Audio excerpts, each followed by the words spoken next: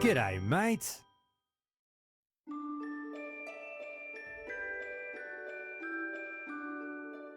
What's up, party people, and welcome to the Josh Corbett Podcast, where it's not my opinion that matters, but yours. As gamers, we're so used to taking on the epic adventures of others. However, the following mini-series looks to take the listener on an audio adventure of their own by placing one of the greatest role-playing game experiences ever made under the microscope. That game, of course, is Final Fantasy VII. The critical analysis and discussions you're about to hear have been pieced together from hours upon hours of interviews conducted with industry figures, gaming authors, and Final Fantasy mega fans. Over the course of 13 episodes, you'll hear Final Fantasy VII's characters, plot, themes, gameplay, music, and legacy discussed in fine detail. Please be aware, this podcast series is riddled with spoilers regarding the plot and characters of the game.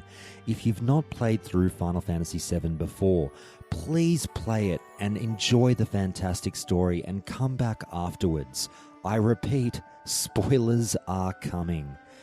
The following conversations in this first episode feature Final Fantasy superfans Brian, Danny, Hodgepodge, and Mike, whom you'll hear more from in coming episodes and who I can't thank enough for their involvement in this project, along with all the other amazing callers featured in the show, and special thanks to Oni Dino for his help in voicing and translating some of the Japanese quotes for the shows. And now that you know what it is you're about to hear, I figure there's no better starting point for discussing this game than to begin with a couple of characters that have captured the hearts and minds of gamers ever since their debut in 1997.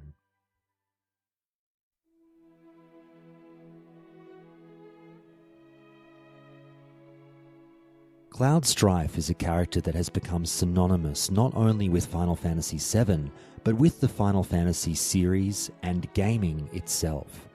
His popularity has transcended the bounds of the game, as players found themselves immediately drawn towards the phenomenal aesthetic design created by lead character designer Tetsuya Nomura.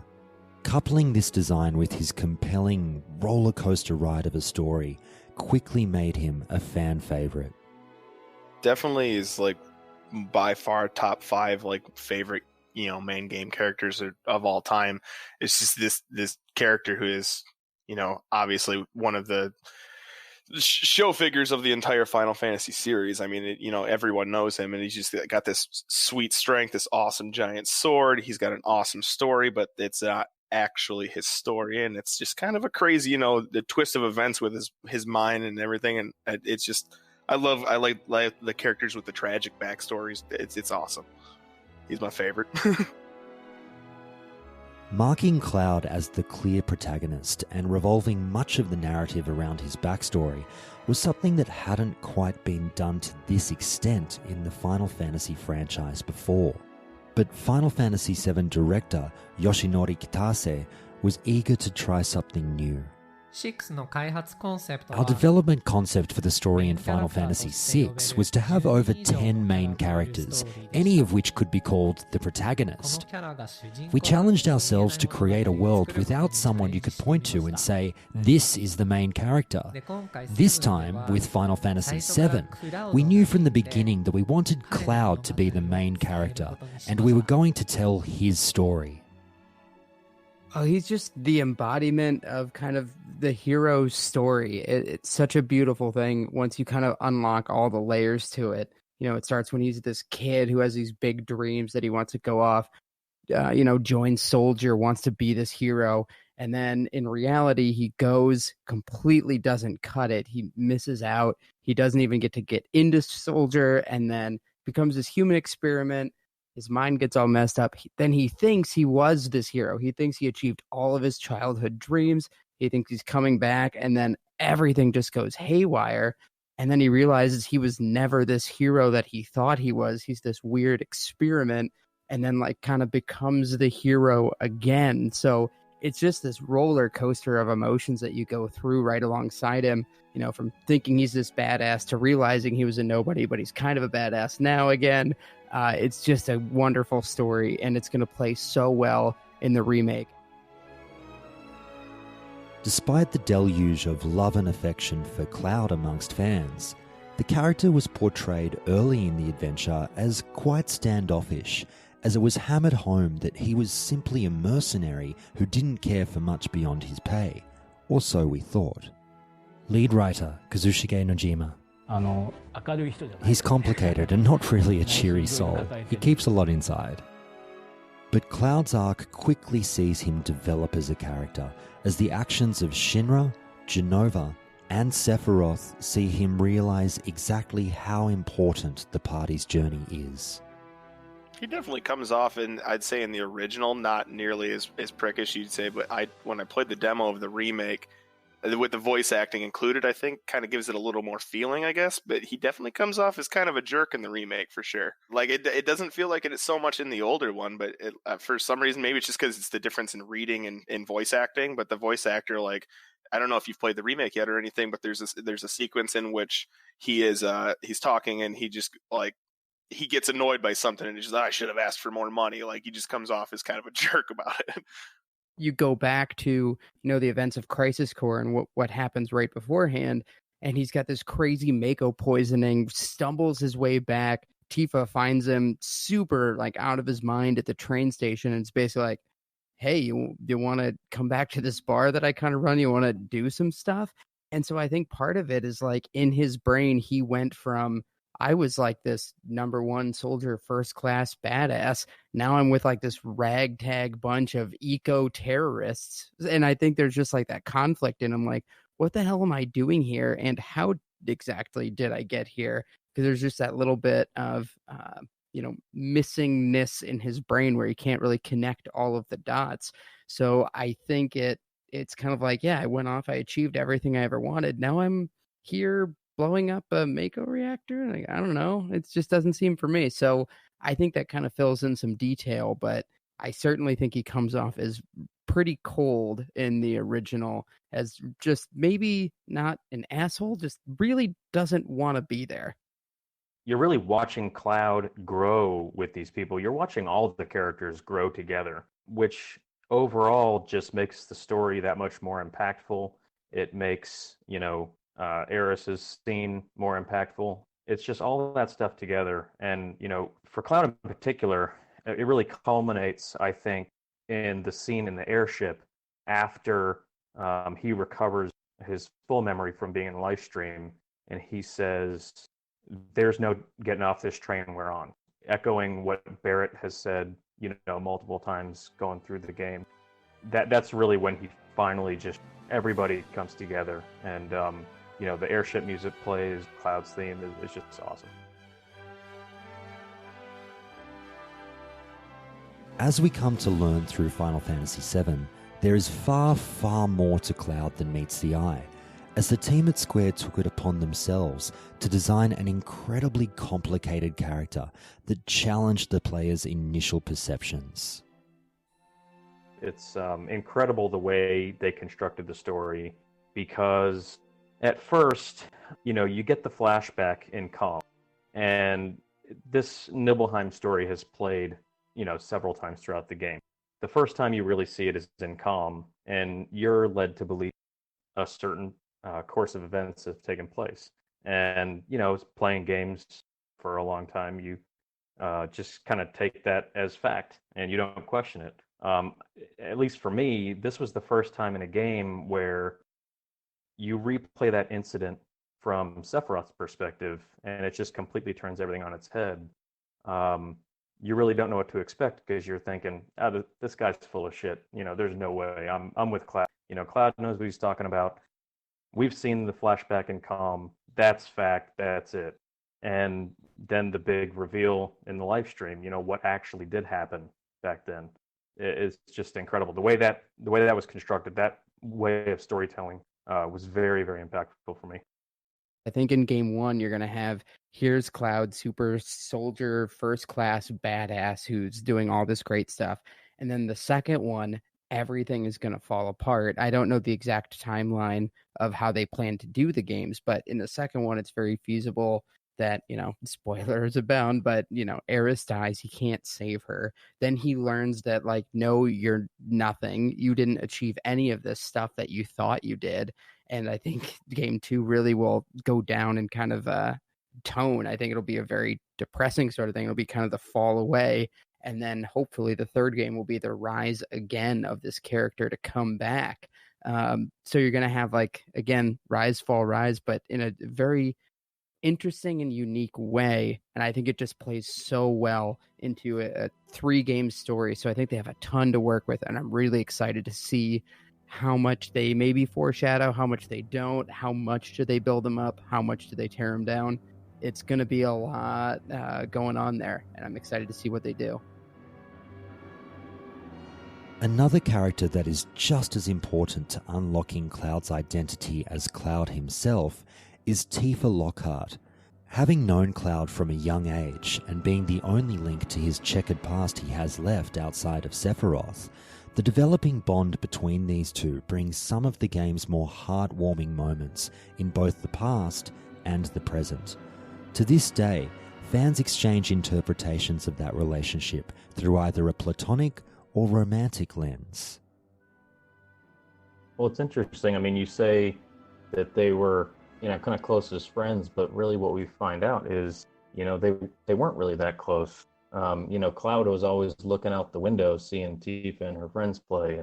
He was really just jealous. He wanted to hang out with them, but, he told himself, oh, I'm above them. They're not cool, and I don't want to hang out with them anyway, right? But really, when Tifa went up Mount Nibel, and he went after her and couldn't save her, and that's when he made the decision, like, I want to join Soldier, and I want to be powerful enough to save her. It's obvious he had a crush on her from afar. So the way that develops is just really great. Yeah, his whole arc kind of revolved around, kind of the promise that he made her at the infamous kind of well scenes.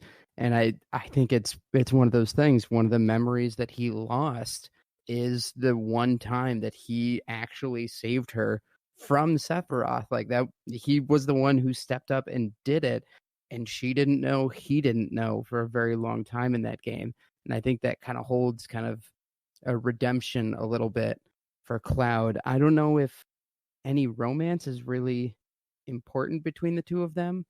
I'm more on the side of, I think it's that kind of bond you have with somebody from childhood where your lives tend to just keep oscillating around each other and kind of come together. So it was, I think they kind of knew each other pretty well, but, over the course of Final Fantasy VII is really where I think that bond kind of grew and really kind of shined through. Danny, you brought up the romance being kind of inconsequential there. I'm glad you brought that up too, because I agree, especially, with Cloud being the one who actually saved Tifa in the Nibelheim reactor. It's really about Cloud achieving his goal right there, but not knowing that he did. So it, like you said, the romance was not really part of that. Tifa isn't the only character in the party that we see form a tight bond with Cloud, as another crucial figure plays a large role in Cloud's adventure in Aeris Gainsborough. And sorry all, even though I know I'm wrong, old habits die hard, and I'm hashtag Team Aeris. The connection that develops between these two is one that still resonates with gamers to this day. Oh God. Oh, I mean, that is the one thing, when you look at the game, kind of playing through the second time, one of the most beautiful moments, I think, is Cloud and Aeris the first time and the connection that they unknowingly have. I mean, you have Aeris, who knew Zack, of course, the foundation of Cloud's whole character, rolling the cart that her and Zack built together as they were kind of falling in love. He ends up disappearing, and now here's this guy who shows up carrying his sword, wearing his uniform, carrying his memories and his legacy together, and they just miss it. Like, neither one of them has any idea about the other. So it's kind of just for the audience to see, like, oh, look at that. Fate is so heavily intertwined between these two, and they just don't know. So you just, from the very, very first look, you kind of have this connection.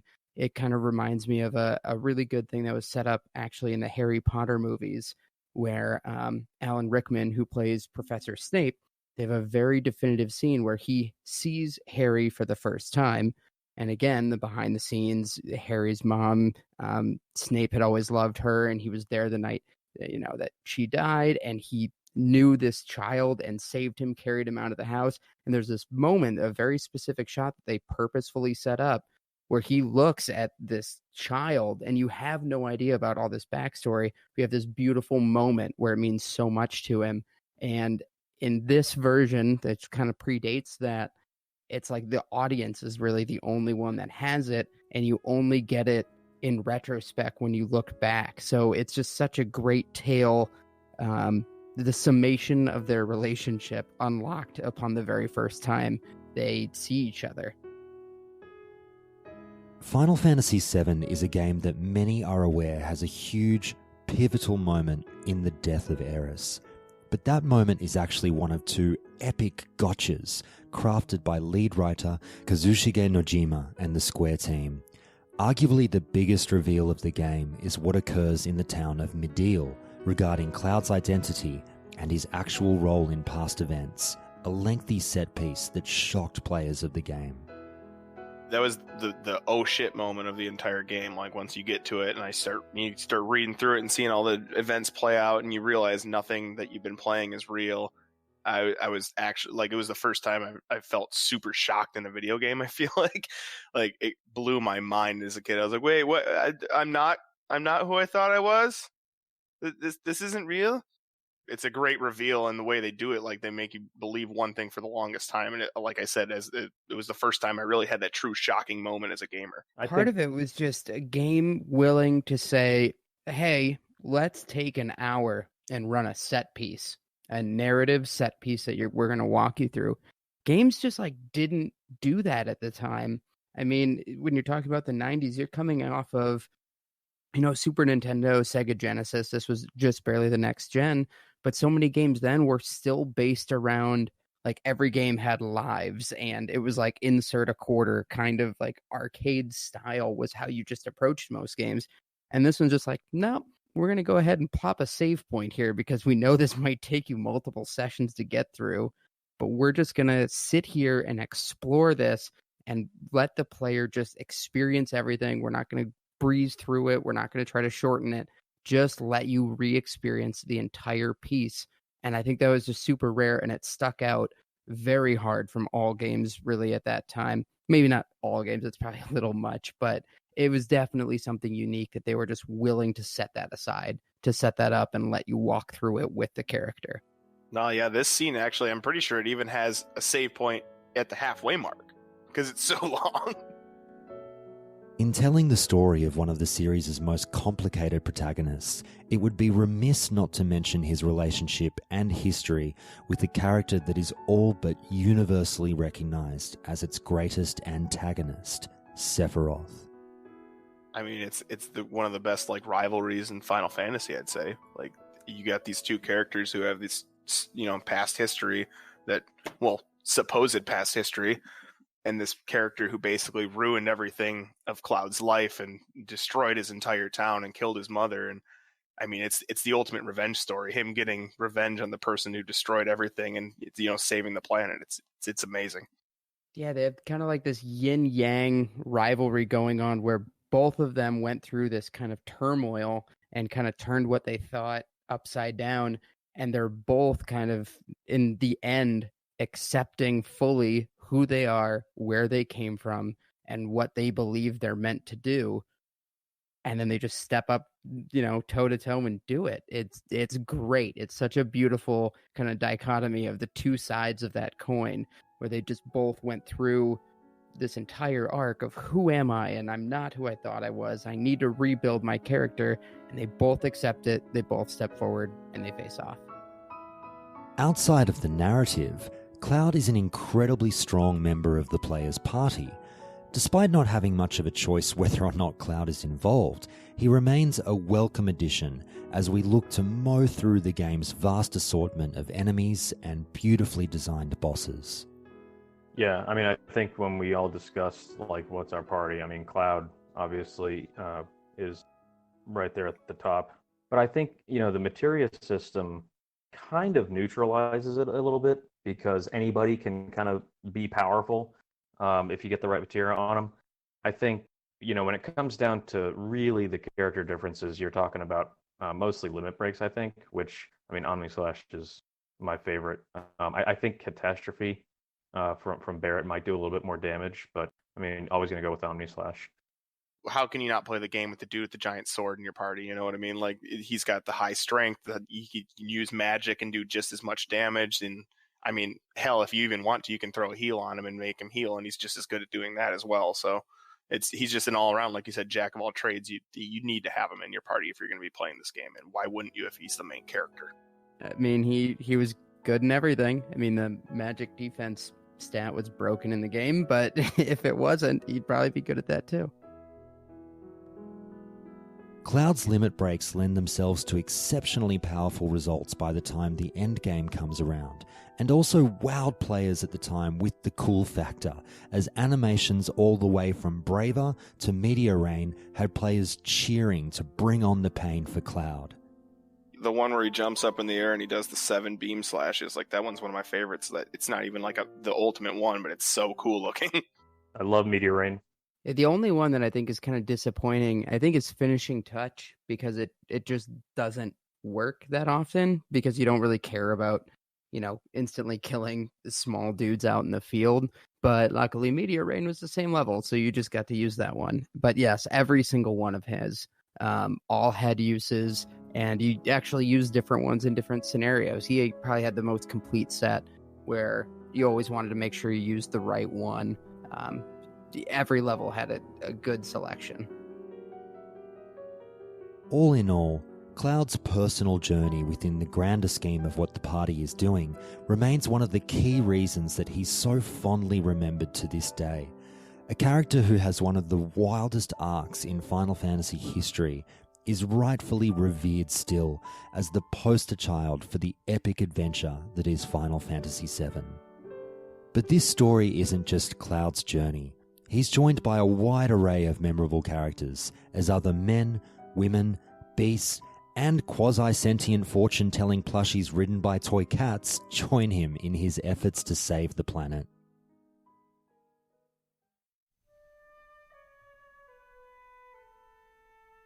Arguably none of those characters struck a chord with the player base more so than Aeris Gainsborough.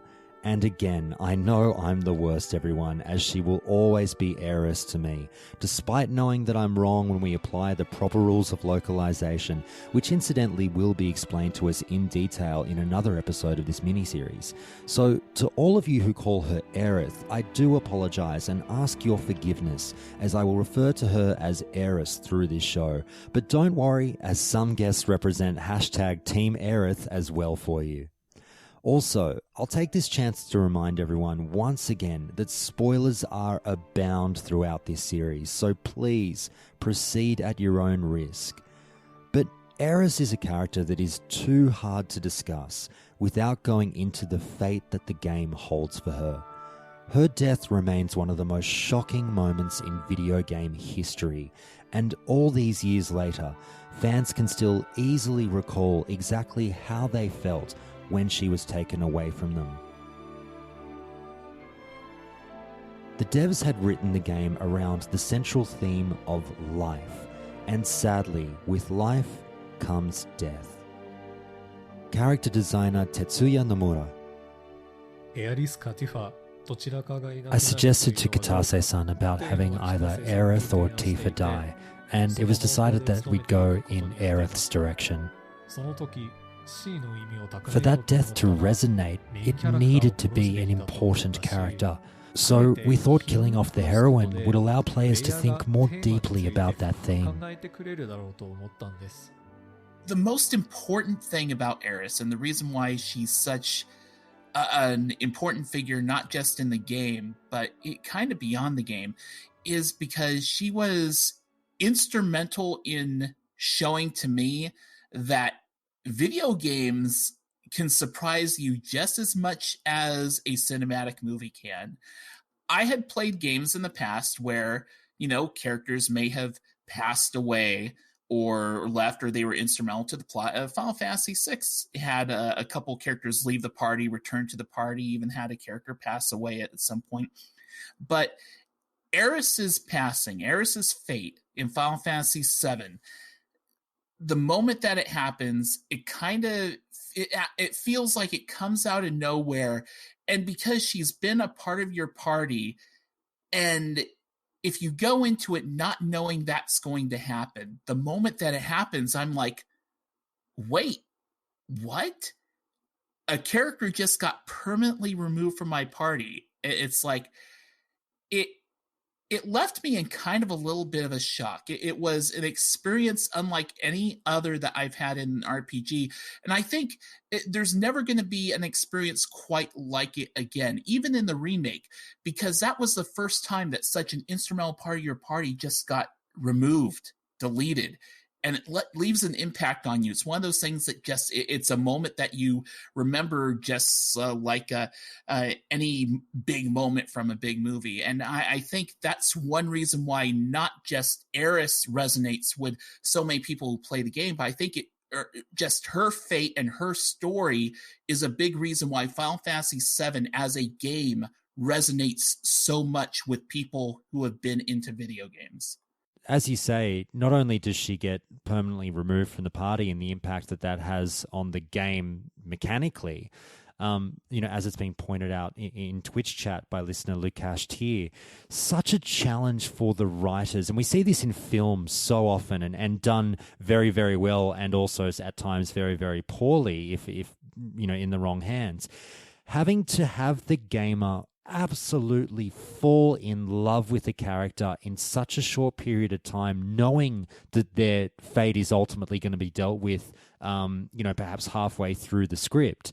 It presents such a unique challenge to the developers, and I think they crushed it in Final Fantasy VII, because players do find themselves falling head over heels for this personality and just beautiful person that Aeris is. Obviously, there is much more to Aeris as a character outside of that one moment, though, and she is immediately endeared to the player from the very first scene of the game onwards. And as we spend more time with her, we discover a pure, gentle, almost angelic soul.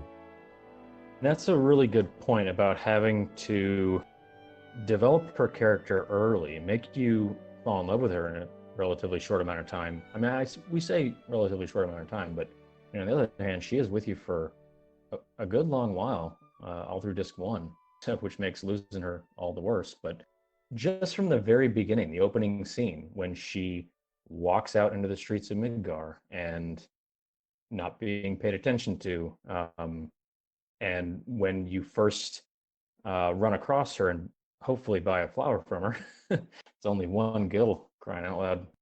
She's kind of kicked aside by some hoodlums running around. She's just a nobody, but she's really sweet. She loves flowers. You don't see flowers in Midgar. So just the way she's introduced just really helps sets the stage for who she is. And then you get to see, where she came from. She was raised with Elmira. So you kind of get introduced to her mom. For all intents and purposes, her mom, and where she grew up. You get a little bit of the backstory there through flashbacks. You see her as a little girl. She was a strange little girl, Elmira says, but things that she says are so innocent, so sweet, almost naive, but you really fall in love with it. So the way that's all built up, especially in the first half of the game, you're definitely made to view Cloud and Aeris as kind of a natural fit, because they spend a lot of time constructing that. And my first playthrough, like most people's, I'm sure, ended up with a date with Aeris and the Gold Saucer. I think one of the things about Aeris that's so kind of captivating is just this duality, in that she comes across as this very humble presence, right? This very kind of like serene, calm, a kind of quirky character, and yet her place in the world, her importance is being like essentially the last of the ancients, the last Cetra and stuff like that, a hybrid of human and Cetra. She's so much bigger than she lets herself on to be. It's I mean, we've seen people in RPGs and stories and stuff like that kind of go the incognito route, or you may play the main character who's like just a nobody but becomes somebody. But it's kind of rare that you have a supporting character that's not the primary character, and you find out the supporting character is like kind of like the most important character in the entire game. Especially disc 2, when they're referring to her in the past tense, and you kind of get to see what her whole goal is. She really reaches like almost like a goddess status. The strength is really thrown in your face, especially because she's instrumental in taking down Meteor. So yeah, there's no mistaking that. But it's not until, I think, if you want to talk about like gameplay wise, when you get something like Great Gospel, which is just unbelievably overpowered, that you see the strength just in the gameplay. Along with providing the most heartbreaking moment of the game, in turn, Aeris is also present during one of the game's more touching scenes, if the player plays the right cards up to that point, that is. When I did my first playthrough, I remember there was this kind of seemingly love triangle dynamic going on, and some people went with Tifa, some people went with Aeris. I actually ended up taking a very strange path that landed me up with going to the gold saucer date with Barrett. The time that I did that playthrough, in which I ended up with a date scene with Aeris, it was kind of a very bittersweet moment. It kind of strikes you in a different way when you have been down that road before. You know what's going to happen. And when she says those things, you're like, oh man, this is not going to end the way you think. You kind of realize by that point, just in a relatively short amount of time from the start of the game, just how much you've gone on a journey, just how much the character of Aeris has developed and grown on you, and you don't want things to end the way that they're going to end if you do it on a subsequent playthrough. It really is one of, again, talking about my top 5 most memorable moments of the game. The emotional level that you hit in this relatively, quick scene, it's not like over in a heartbeat, but it's not sort of that long, really strikes a chord with me in terms of the relationship that you forge with both Cloud and Aeris in this moment. And Aeris, has a line that obviously massive foreboding for what's to come when she says to Cloud, I'm searching for you, I want to meet you. At the time, we think that she's referring to the fact that Cloud is a little bit closed off and perhaps not as emotionally available as she might like, as she is trying to get to know him. We obviously know as players that there's a much deeper meaning to that line with what happens with Cloud later on in the plot. I still would get emotional thinking of staring outside of the carriage car that they're in and the fireworks that go off. It's just amazingly well done by Square as far as I'm concerned. Aeris didn't just act as a plot device for the tale of the livestream and the eventual saving of the planet. The team at Square wanted to create a bit of a push and pull situation for Cloud, as a pseudo-love triangle would form once Aeris begins showing signs of feelings for him. Going back to what you were originally talking about, the line, and I'm glad you brought it up, I want to meet you, Cloud. And you don't really know what that means. That's one of those things that gets more powerful with subsequent playthroughs. But, first of all, this is one of the pivotal, purely romantic parts between Cloud and Aeris. You've got Interrupted by Fireworks, which is a beautiful piece of music. And when you realize what she's saying, that she wants to meet Cloud, I think, she knows that Cloud is not Zack. So he's Zack on the outside, really, but you kind of get the feeling like she's falling in love with what she sees on the inside, which is the real Cloud. So I think that's really powerful because it is drawing a direct romance between the real Cloud and Aeris long before you find out, and long before Cloud finds out who the real Cloud is. I mean, this is really just speculation, of course, at this point, because we haven't played it yet. But I would not be surprised if they take elements of the conversations that are had with both Tifa's date and Aeris's date, and kind of incorporate, if not the lines exactly themselves from that moment, but the spirit of those lines. Like, it would not surprise me if there is a conversation between Aeris and Cloud at some point during Remake where Aeris is like, she can tell there's more to Cloud than what is on the outside, where she's kind of searching for him and stuff like that. If she says something which kind of refers to that line or makes a reference to that line, people who played the original game and have gone on the Aeris date are obviously going to get that callback. And for those who are new to the experience, or who may not even remember that or didn't go through that date experience, for them it's still going to provide an interesting bit of insight and foreshadowing, really. Just as the player has come to know and love Aeris, she is tragically taken away from us all too soon.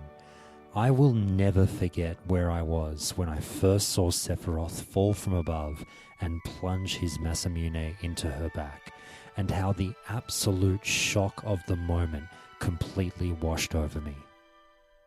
Game director Yoshinori Kitase. With a lot of stories, before someone dies, there's a lot of dramatic preparations, aren't there? Like a pre-prepared excitement, or using this as a step to fight evil further. Those are the kinds of developments I wanted to avoid. In reality, death comes without warning, and you're left feeling dazed at the gravity of the loss. Rather than wanting to fight evil, you're just overcome by a great sense of loss, like you just want to give up everything. I was in charge of the direction of that scene, and I tried to bring out that sort of sense of realism.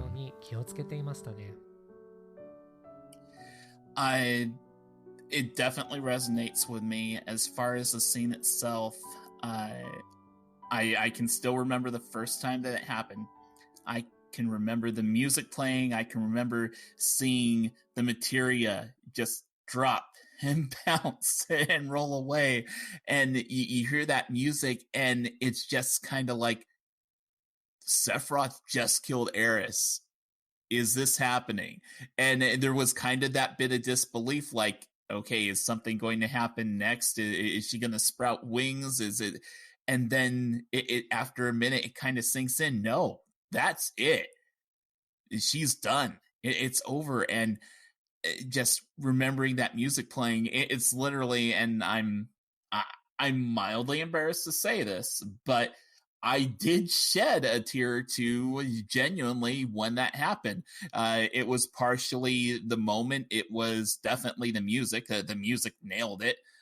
Sometimes when it comes to stories like this, music is just as important as what you see and what you read. So everything just kind of lined up. The suddenness of it, the shock of it, just kind of happening out of nowhere. It was a genuine moment that is really unforgettable. I still, again, I mentioned the whole, you see the materia just dropped and stuff like that. I think that's the thing that I remember seeing the most, because it's like you see that drop and roll away. It's like there's the hope for the planet being lost and dropped, just like Aeris's life has just been dropped and taken by Sephiroth. And I don't think until that time that I had played a JRPG and genuinely been upset at the antagonist. In other games, the antagonist would do something, Saturday morning cartoon villain like, and I'd be like, that guy's a jerk. That guy, like Kefka or something like that. I'd be like, this guy, man, I can't wait to kick his butt. With Sephiroth taking out Aeris, though, I was genuinely angry. Mate, there is no shame whatsoever in welling up and shedding a tear at this scene back in the day, I can assure you. I mean, like I said, even though I might not have shed a tear myself, I got about as close as an angry 15-year-old rugby-playing Australian can at the time, where I was a pretty gruff individual back then, and I really, felt it. It's so great that you raised the direction of Katase in choosing to show the materia bouncing away. I feel like in lesser hands, we do not get a shot like that. And if anything, that's almost the memory that stays with me from that scene. I mean, obviously, it's the sword plunging through and the shock that comes with that, but that everlasting thought of the materia just slowly getting away is the stuff that makes tears come to the eye now. The materia falling and realizing, like, that is your last hope. That was what we were hoping for to stop the black materia, and it is falling away into the water. And regardless of the fact that, it bounces all funky and hits every post on the way down somehow, when, it finally hits and Aeris' theme kicks in right at that moment, I mean, that was really powerful. The use of music there was really good. But going back to Kitasa's original point about, death comes suddenly, so he didn't want to do this big buildup. I think he kind of did the opposite, which was great. Because Aeris was kind of in the middle of something. She was on a mission. She was in the middle of her mission. And as far as you're concerned, mission was not accomplished when all of a sudden, boom, disaster strikes, at the hands of Sephiroth. And here you are left with no hope. You don't know what you're going to do next. So I thought it was just really well done. And, obviously, the fact that you've known Sephiroth through the story makes it that much more powerful and able to hate him that much more. Despite the tragedy of Aeris' loss, the theme of life present within the game would show us that while she may no longer be physically with Cloud and the party, she was far from completely gone, reminding us all of the fate of another beloved fictional character. Even on my first playthrough, after she was taken out, I had a feeling that we were going to see her again in some form, even if it was in a ghost or spirit form. And as it would play out, you get to the ending scene, and of course, and Holy is repelling Meteor, and you have that last climactic end scene, and it ends very much like it does in the beginning, with just the shot of Aeris kind of like praying to the planet. I think it's pretty clear what her place is, and it kind of shows that she has this link not just to the planet, to the live stream. She's kind of, in a way, I guess you could say that she was essentially an avatar for the live stream. She was kind of like the physical manifestation of the will of the live stream, you could say, in a way. And the fact that once she is taken out by Sephiroth and she essentially returns to the live stream, it's almost, you think about it, it's kind of analogous to the whole end of A New Hope in Star Wars when Ben Kenobi falls and stuff like that. You strike him down and become even more powerful. In a way, Aeris, returning to the planet, returning to the live stream, if anything, that may have made her even more able to save the world. You have to wonder, what if things played out differently? Like you were mentioning the possible what ifs. What if Aeris didn't die? Would she have been in the position or place where she could have done what she needed to do in just her physical form? Or did she have to rejoin with the planet in order to help make that final moment happen? Yeah, I think you hit it right there. She really did need to return to the live stream in order to accomplish her goal. The analogy to Ben Kenobi is a good one. She knew what she had to do, and she did it. as far as her being an Avatar live stream, I'd actually just say that Aeris is really the embodiment of holy, the ultimate white magic, whereas Sephiroth, is the embodiment of meteor, the ultimate black magic. So it's these two forces against each other. But ultimately, I think in order to have the white conquer the black, Aeris did absolutely need to return. Aeris's character and arc is one of the more memorable aspects of Final Fantasy VII. But interestingly, there could have been some notable differences, which ultimately wound up on the cutting room floor, leaving players to ponder, what if? Tetsuya Nomura. At first, Sephiroth and Aerith were to be brother and sister, so I gave them similarities in their fringes. That aspect was dropped during the early stages, but the fringes stayed. I believe the original idea for them to be siblings later became that Sephiroth was Aerith's first love. Ultimately, Najima-san thought up Zack, and it was all tied up. It depends on how much they would have then played up that relationship. If you just mention in one line in the story that Sephiroth is Aeris' brother, but they don't really do anything to add any depth to that relationship or to show how do they feel about each other, or, did they actually grow up together and stuff like that, it's really hard to say. It'd definitely be an interesting twist. In that case, I'd kind of want to know, what would her reaction be with Jenova? Sephiroth's mind, of course, kind of goes to a very dark and twisted place when talking, about Jenova and stuff like that. You'd wonder, okay, well then, what kind of conversation would Aeris have when referring to Jenova? So it all depends on how much they would put into the story to support that relationship. And that's something that we're never going to really tell. But if you just put in a single line that says, oh yeah, Sephiroth is Aeris' brother, I don't think it would have impacted things too much. But at the same time, being the story weavers that they were with this game, I would feel like if they were going to make that relationship a thing, they would have definitely supported it with quite a few story beats. Similar to what Brian mentioned before, it's like if they decided to do that, I mean, they could have made it work, and they kind of did make it work in a way, with Zack being her first love. But I think it's more impactful, to have Zack be her first love, because Zack is kind of that inner character of Cloud to kind of draw those two together. So I don't see how it would work to have them as romantic interest. I think it would have been easier to draw the link between them as brother and sister, for sure.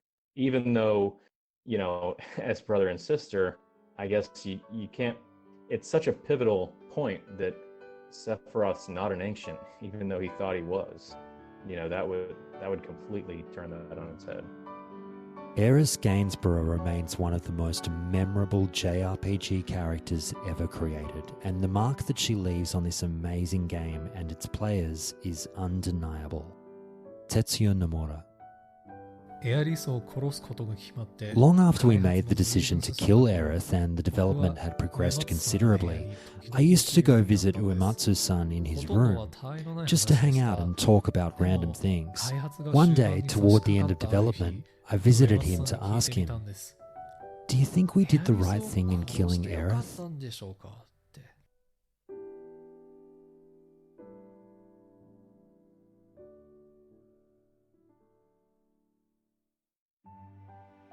Thank you for listening to this episode of the Josh Corbett Podcast. If you liked what you heard, then please do continue on to the next episode of this series as we continue to discuss arguably the greatest JRPG experience ever made in Final Fantasy VII. You've just heard a number of fantastic voices over the past 45 minutes, and please take a moment now to hear more on who they are and where you can find them online if you'd like to discuss anything you heard here further with them. Thanks again for having me there, Josh. You can find me at twitch.tv/hodgepodge. That's HODGPODJ. And I stream WoW and everything. And I'll be looking forward to be playing the Final Fantasy remake when that comes out next month. Yeah, you can find me on Twitch. I am the Dinosaur. Speedrun a little bit of Mike Tyson is all I've been doing recently. And for the next month or so, and the past month, I've been on about Final Fantasy VII Blackout, about the remake.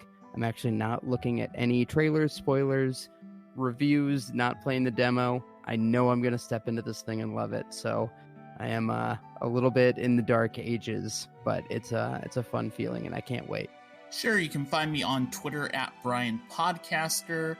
I also do a number of podcasts regarding Blizzard games such as World of Warcraft and Hearthstone. Those shows are Rolling Restart and Hearth Casual, respectively.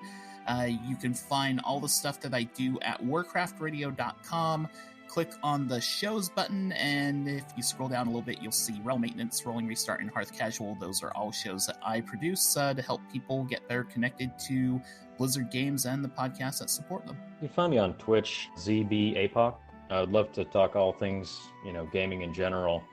This series features quotes and information obtained from the following sources: Square Enix, Polygon.com, TheLivestream.net, Schmooplations.com, Wikipedia, the Final Fantasy VII Wikipedia, and GamesRadar.com. I'll include links to the relevant pages in the show notes for each episode, which I do highly recommend people read if you're a huge fan of this game. The Japanese quotes recorded for this podcast do not all feature the people nominated, with voice acting and translation provided by the amazing Oni Dino, who you can find over at the fantastic Nintendo Everything podcast, which I also highly recommend listening to. But with all that done, please do join me and the callers in episode 2, as there ain't no getting off of this train we on.